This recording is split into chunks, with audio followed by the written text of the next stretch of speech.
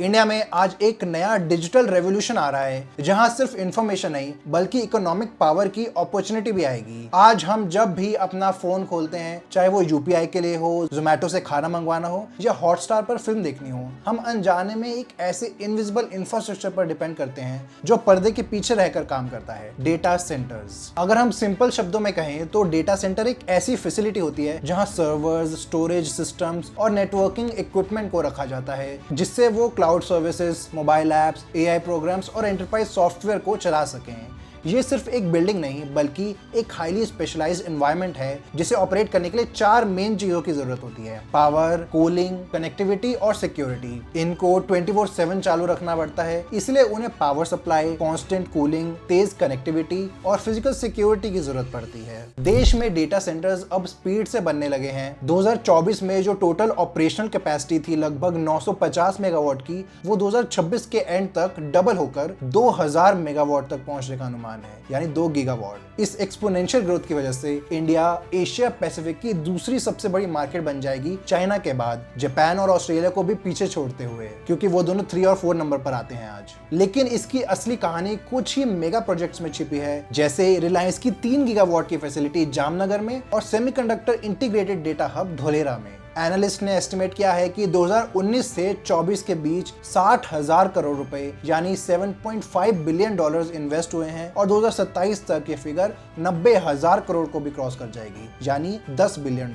Budget 2026 में government ने AI data centres के लिए 20 साल का टैक्स हॉलिडे भी अनाउंस किया है, जिससे इन्वेस्टमेंट और तेजी से आएगी। यानी कोई भी कंपनी जो यहाँ डेटा सेंटर लगाएगी उसे 20 साल तक कोई टैक्स नहीं देना पड़ेगा। तो इससे कई और कंपनीज भी अब इंटरेस्ट दिखाने लगी हैं। देखा जाए तो इंडिया की डेटा सेंटर मार्केट अभी भी शुरुआती दौर में ही है, क्योंकि यहाँ के यूजर्स का डेटा कंजम्पशन इतनी तेज से बढ़ रहा है कि डेटा सेंटर्स अभी काफी कम है उसके सामने। इसके आने से दूसरी कई इंडस्ट्रीज का भी फायदा होगा, जैसे इलेक्ट्रॉनिक्स मैन्युफैक्चरिंग, आईटी सर्विसेज और क्रिएटिव टेक का। प्रोडक्ट्स की डिमांड और जॉब्स दोनों ही बढ़ेंगी। जैसे रिसेंटली ऑनलाइन सर्विसेज का एक्सपोर्ट बढ़ा है, वैसे ही डेटा सेंटर से क्लाउड और एआई सर्विसेज को भी होस्ट कर सकती है इंडिया, बाकी देशों के लिए भी। तो सर्विस एक्सपोर्ट्स बढ़ेंगे और हाई क्वालिटी एम्प्लॉयमेंट जनरेट होगी। इस मैसिव ट्रांसफॉर्मेशन के पीछे कुछ बड़े खिलाड़ी भी इन्वॉल्व हैं, जैसे रिलायंस इंडस्ट्रीज की हमने बात की, सबसे बड़ा प्लेयर बनेगा इसमें। मुकेश अंबानी ने कहा है कि उनका विजन है जामनगर में दुनिया का सबसे बड़ा एआई डेटा सेंटर बनाना। इसकी कैपेसिटी 3 गीगावाट की होगी,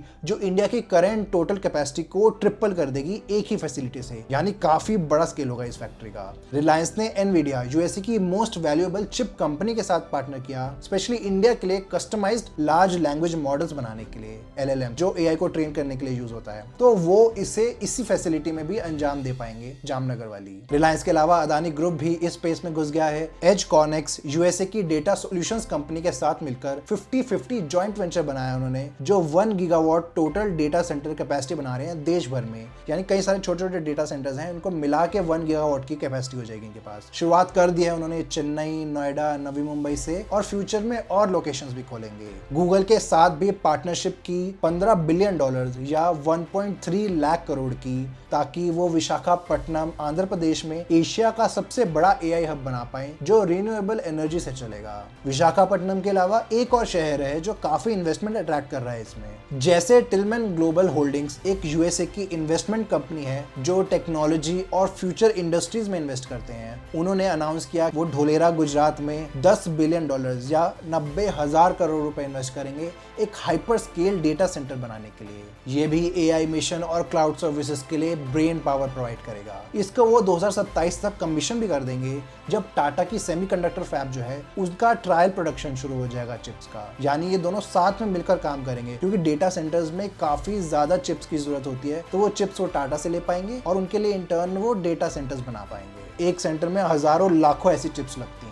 फ्यूचर में फिर इसको एक्सपैंड करते जाएंगे डिमांड के हिसाब से। 2030 तक एस्टिमेट किया गया है कि पूरे देश में डेटा सेंटर की टोटल कैपेसिटी 8 गीगावाट को भी क्रॉस कर जाएगी, यानी अभी से 8 गुना ज्यादा। इसमें से 30% कैपेसिटी रिन्यूएबल सोर्सेज से चलाना भी एस्टिमेट किया गया है, ताकि पुराने कोल पावर प्लांट्स और उन पर प्रेशर कम पड़े। ढोलेरा के साथ टिलमैन महाराष्ट्र, तेलंगाना और आंध्र प्रदेश में भी इन्वेस्ट करेंगे। मगर ढोलेरा जो है वहाँ कई टेक्नोलॉजी कंपनीज अब आने का प्लान बना रही है, एक पाइपलाइन सी तैयार हो रही है। जब से टाटा का काम शुरू हुआ है सेमीकंडक्टर फैब में इधर, तब से काफी ज्यादा ये स्पीड बढ़ गई है इस चीज की। डेटा सेंटर्स और हाइपर स्केल प्रोजेक्ट्स के लिए एक मैग्नेट सा भी बन चुका है इधर, क्योंकि यहाँ स्पेस, पावर और पॉलिसी का ब्लेंड मिलता है उन्हें। जगह बहुत है, इलेक्ट्रिसिटी के लिए सोलर प्लांट बनाया जा रहा है और सरकार की पॉलिसी भी उनको सपोर्ट करती है। टाटा, अदानी के अलावा Google, Reliance, Cisco, IBM, Wipro और Amazon ने भी इधर इंटरेस्ट दिखाया है। जो पूरा स्पेशल इन्वेस्टमेंट रीजन है ढोलेरा वाला, इसकी थोड़ी बात कर लें तो ये देश की पहली ग्रीनफील्ड इंडस्ट्रियल स्मार्ट सिटी है जो दिल्ली मुंबई इंडस्ट्रियल कॉरिडोर पर बन रही है।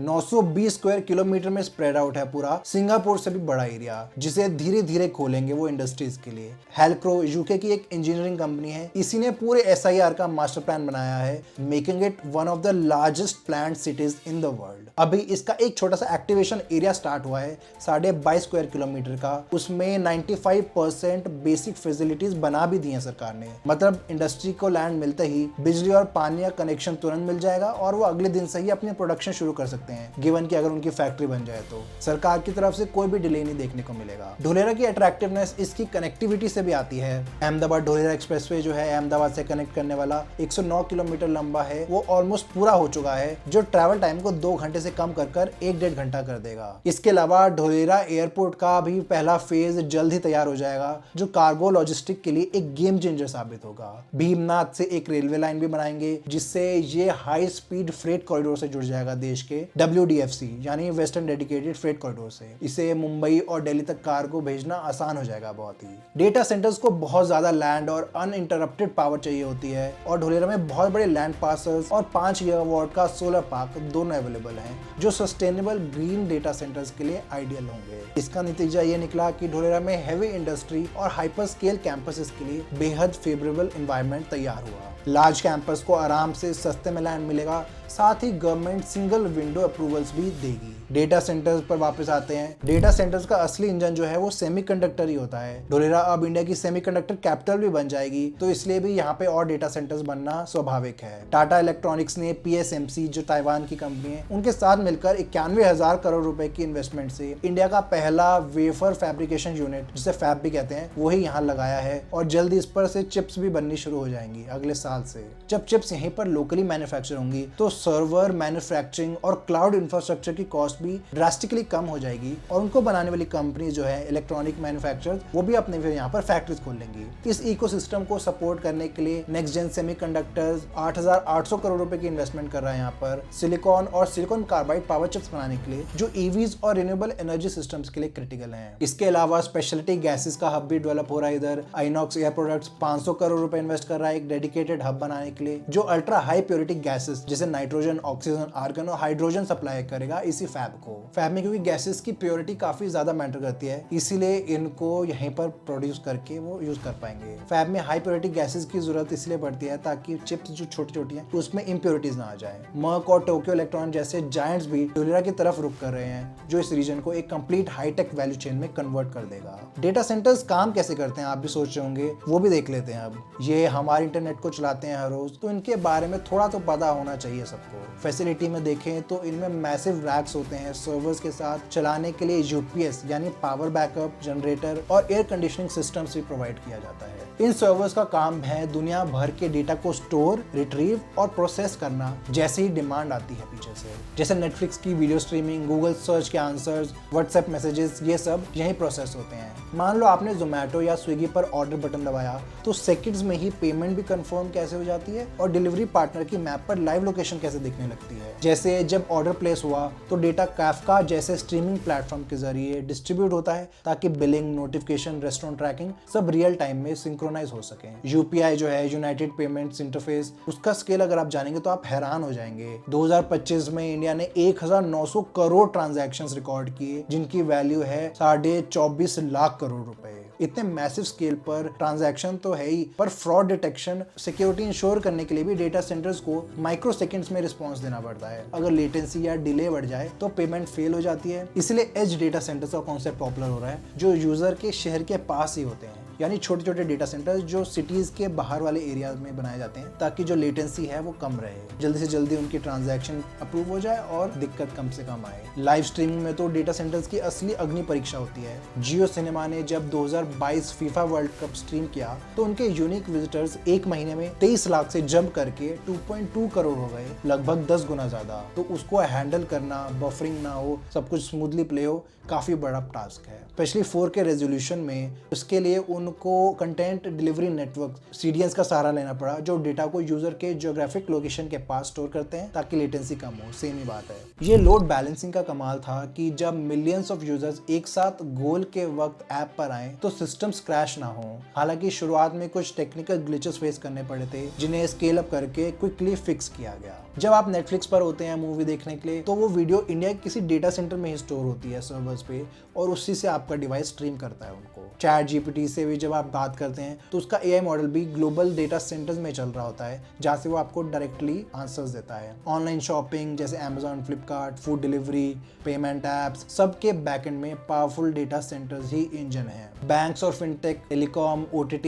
ई-कॉमर्स, एजुकेशन एप्स, सब कुछ इन्हीं सेंटर्स पर निर्भर रहता है। फॉर एग्जाम्पल RBI का पेमेंट ट्रैकिंग सिस्टम, आप अपनी फोटोज भी जो गूगल फोटोज या iCloud में डालते हो तो वो इन्हीं डेटा सेंटर्स में सेव होती है, और जब आप उसको एक्सेस करते हो तो वो इंस्ट्रक्शंस भेजकर उन्हीं डेटा सेंटर से वापस आपके फोन में आ जाती है कुछ ही सेकंड्स में। इंस्टाग्राम पे फोटोज और रील्स भी अपलोड करते हो, वो भी यहीं सेव होती है। तो देखा जाए तो हम हर रोज इनको इतनी भारी तादाद में यूज करते हैं, इसलिए उनकी डिमांड भी बढ़ रही है। अब इंडिया में हर कोई ऐसी सर्विसेज काफी ज्यादा यूज करने लगा है पहले से, तभी डेटा यूजेज भी एकदम से स्काई रॉकेट कर गया है। रॉयटर्स के हिसाब से इंडिया के पास दुनिया का 20% डेटा है, लेकिन डेटा सेंटर कैपेसिटी की बात करें तो सिर्फ 6% ही शेयर है। इस गैप को भरने के लिए डेटा सेंटर की जरूरत काफी ज्यादा हो गई है। जो बड़े डेटा सेंटर्स होते हैं उनको हाइपर स्केल भी कहते हैं। वो 100 मेगावाट से लेकर गीगावाट स्केल तक जा सकते हैं। एक छोटे शहर जितनी इलेक्ट्रिसिटी कंज्यूम करते हैं अकेले ही। जैसे 100 मेगावाट की फैसिलिटी 6500 घरों के बराबर पावर कंज्यूम करता है, जिसका मेजर पोर्शन सर्वर्स को चलाने में और फिर उससे निकलने वाली गर्मी को ठंडा करने में चला जाता है। थर्मल मैनेजमेंट यानी कूलिंग इसका दूसरा सबसे बड़ा चैलेंज है। सर्वर्स जब मैसिव कंप्यूटेशन करते हैं तो बहुत ज्यादा हीट जनरेट करते हैं, और अगर टेम्परेचर कंट्रोल ना किया जाए तो माइक्रोचिप्स जो हैं वो मेल्ट हो सकती हैं।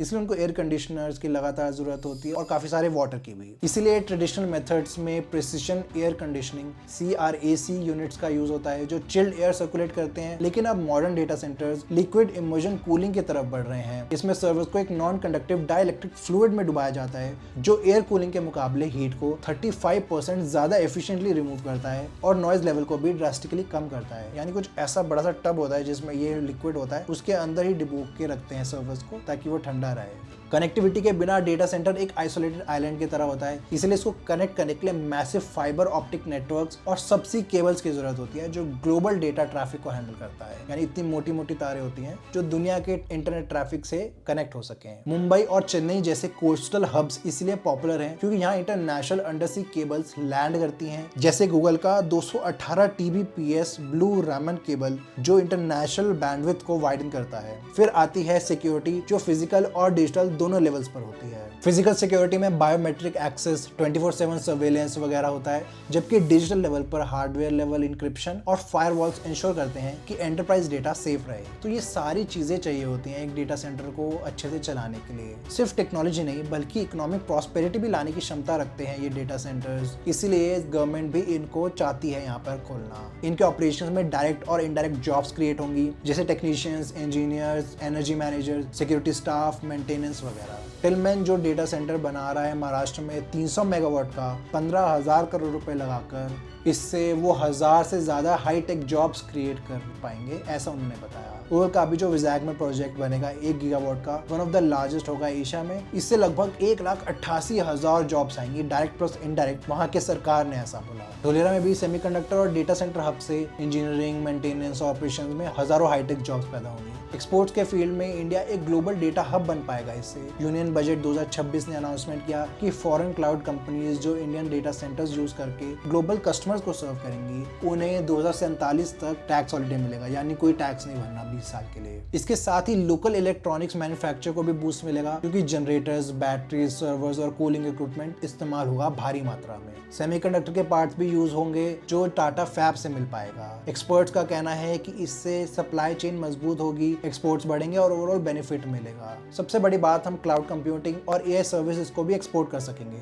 जब दुनिया एआई यूज करेगी तो यहाँ के डेटा सेंटर्स काम कर रहे होंगे उनके लिए, ग्लोबल ऐप्स चलेंगे इसमें, तो ये एक तरह से सर्विस एक्सपोर्ट ही है। Amazon इंडिया ने भी अनाउंस किया है कि वो 2030 तक $35 बिलियन यानी 3 लाख करोड़ रुपए इन्वेस्ट करके 1.5 करोड़ स्मॉल बिजनेसेस को क्लाउड सर्विसेज दे पाएंगे और सस्ते रेट्स में। जो AWS है उनका, Amazon वेब सर्विसेज, उसी का एक पार्ट होगा। अब इसके डेटा सेंटर्स इंडिया में ही बनेंगे तो ये सर्विसेज थोड़ी चीप भी मिल पाएगी इंडियन बिजनेसेस को। इसके अलावा इंफ्रास्ट्रक्चर डेवलपमेंट देखने को भी मिलेगा। इसकी इतनी ज्यादा पावर देने के लिए पावर प्लांट्स और रिन्यूएबल एनर्जी प्रोजेक्ट्स भी बनने शुरू हो जाएंगे। ढोलेरा सोलर पार्क, जो 5000 मेगावाट का सबसे बड़ा सोलर पार्क है इंडिया में, इसी वेव का पार्ट है। इसकी एनर्जी ही सेमीकंडक्टर और डेटा सेंटर्स इस्तेमाल करेंगे। डेटा सेंटर्स की इंपॉर्टेंस को 3 मेन पिलर्स में डिवाइड किया जा सकता है। पहला है क्लाउड होस्टिंग। आजकल कोई स्टार्टअप हो या बड़ी एमएनसी, कोई भी अपना हार्डवेयर खुद मेंटेन नहीं करना चाहता क्योंकि काफी महंगा पड़ जाता है। वो माइक्रोसॉफ्ट एज्योर, AWS या लोकल प्लेयर्स जैसे नेक्स्ट्रा और कंट्रोल एस से इंफ्रास्ट्रक्चर लीज करते हैं। इससे उनका कैपिटल एक्सपेंडिचर कम होता है और वो ग्लोबल लेवल पर स्केल भी कर सकते हैं जल्दी। दूसरा बड़ा पिलर है एआई ट्रेनिंग। जनरेटिव एआई को ट्रेन करने के लिए हजारों जीपीयूज को क्लस्टर्स में जोड़ना पड़ता है। इंडिया एआई मिशन के तहत गवर्नमेंट ने 10,000 जीपीयूज का पूल क्रिएट करने के लिए फंड्स एलोकेट किए हैं ताकि स्टार्टअप्स को कंप्यूट पावर सस्ती मिले, तो उसके लिए भी ऐसे डेटा सेंटर्स चाहिए होते हैं। तीसरा पिलर है एंटरप्राइज वर्कलोड और डेटा सॉवरेंटी। बैंकिंग सेक्टर में डेटा प्राइवेसी बहुत क्रिटिकल है और नए digital personal data protection act के मुताबिक सेंसिटिव डेटा इंडिया के अंदर ही स्टोर होना चाहिए। इस रेगुलेटरी पुश की वजह से लोकल डेटा सेंटर्स की डिमांड बहुत बढ़ गई है। इनफैक्ट इंडिया का डेटा सेंटर मार्केट साइज 2026 में $11 बिलियन यानी 1 लाख करोड़ रुपए होने का अनुमान है और 2031 तक $25 बिलियन या 2.5 लाख करोड़ रुपए तक पहुंच सकता है। ये तो हो गए बेनिफिट्स, मगर हर बड़े सपने के पीछे चैलेंजेस भी छुपे होते हैं। डेटा सेंटर पावर हंग्री और काफी थर्स्टी फैसिलिटीज होती हैं। एक typical 1000 megawatt facility daily 8 lakh litre पानी कंज्यूम कर सकती है कूलिंग के लिए, जो इंडिया जैसे गर्म वाटर स्ट्रेस्ड कंट्री के लिए एक बड़ा रिस्क साबित हो सकता है। अगर हम सस्टेनेबिलिटी पर ध्यान नहीं देंगे तो ये फैसिलिटीज लोकल वेल्स और ग्राउंड वाटर को ड्रेन कर सकती हैं। इसलिए ऑपरेटर्स अब रिसाइकल्ड वाटर और रेन वाटर हार्वेस्टिंग पर फोकस कर रहे हैं। इलेक्ट्रिसिटी का चैलेंज भी कम नहीं है। रॉयटर्स की एक रिपोर्ट के मुताबिक 2024 में डेटा सेंटर की डिमांड सिर्फ 0.8% थी देश की इलेक्ट्रिसिटी ग्रिड में, पर 2030 तक ये 2.6% पार कर सकती है। मतलब हर साल 28% ग्रोथ पावर कंजम्पशन में, जबकि टोटल ग्रिड सिर्फ 5% से ग्रो करेगी। इससे काफी ज्यादा प्रेशर पड़ेगा ग्रिड पर, तो उसको भी मैनेज करना होगा अच्छे से। एआई वर्कलोड रैक्स जो हैं वो डेंसिटी 50 किलोवाट से 120 किलोवाट तक ले जा रहे हैं, जिससे लोकल ग्रिड्स पर काफी ज्यादा प्रेशर पड़ रहा है। ग्रिड बॉटलनेक्स और ट्रांसमिशन लॉसेस कॉस्ट को बढ़ा सकते हैं। लाइट जा सकते हैं, रेजिडेंट्स को लाइट ना मिले तो वो भी एक दिक्कत की बात होगी। रिलायंस और अदानी इसका सॉल्यूशन रिन्यूएबल एनर्जी में ढूंढ रहे हैं, यानी अपना खुद का सोलर और विंड फार्म जो डेटा सेंटर को पावर दे सके। इन दिक्कतों को सॉल्व करने के लिए हमें हर प्रोजेक्ट की एनवायरमेंटल इंपैक्ट स्टडी करनी चाहिए। इलेक्ट्रिसिटी और वाटर रिसोर्स प्लानिंग का ध्यान रखना होगा ताकि सब स्मूथली हो सके। लैंड एक्विजिशन और एनवायरमेंटल क्लियरेंस अभी भी कॉम्प्लेक्स हैं। हालांकि सुप्रीम कोर्ट ने हाल ही में नए रूल्स के तहत अप्रूवल्स को स्ट्रीमलाइन करने की कोशिश की है। रिलायंस की जामनगर 3 गीगावाट फैसिलिटी वर्ल्ड की largest single site data centre बनने की रेस में है। दुनिया के अभी तक के सबसे बड़े डेटा सेंटर्स 1 गीगावाट से भी कम कैपेसिटी के हैं, तो ये उनसे ट्रिपल हो जाएगी साइज में। कंपेयर करें नॉर्दर्न वर्जीनिया यूएसए से, जिसे डेटा सेंटर एली कहा जाता है, वहाँ टोटल मार्केट साइज 7.86 गीगावाट का है, लेकिन ये हजारों अलग अलग बिल्डिंग्स में स्प्रेड आउट है। अकेला 3 गीगावाट कैंपस एक अनप्रेसिडेंटेड स्केल है जो इंडिया को ग्लोबल एआई रेस में फ्रंट रनर बना सकता है। 2030 तक इंडिया की total data centre capacity 8 gigawatt touch करने का अनुमान है। हालांकि यूएसए 53.7 गीगावाट और चाइना 19.6 गीगावाट के साथ अभी लीडर हैं, लेकिन इंडिया की ग्रोथ रेट सालाना 22.7 के करीब है, जो दुनिया में सबसे तेज है। तो जल्द ही हम 3rd नंबर पर आ सकते हैं। जामनगर, विजाग और ढोलेरा जैसे मेगा प्रोजेक्ट्स इंडिया को सिर्फ एक कंज्यूमर नहीं बल्कि ग्लोबल डिजिटल इंफ्रास्ट्रक्चर का एक सुपर पावर बना देंगे। ढोलेरा और इंडिया का डेटा सेंटर बूम सिर्फ रियल एस्टेट बिजनेस नहीं बल्कि देश में नई ग्रोथ अपॉर्चुनिटीज को भी जन्म देगा। जब हम अपना डेटा इंडियन सर्वर्स पर ही स्टोर करेंगे और इंडिया में ही बनाए गए एआई मॉडल्स को यूज करेंगे तो हम फॉरेन प्लेटफॉर्म्स पर डिपेंडेंसी भी कम कर पाएंगे। इंडिया सिर्फ वर्ल्ड का डेटा होस्ट नहीं करेगा बल्कि ऐसी सर्विसेज भी बनाएगा जिसे दुनिया भर लोग इस्तेमाल करेंगे।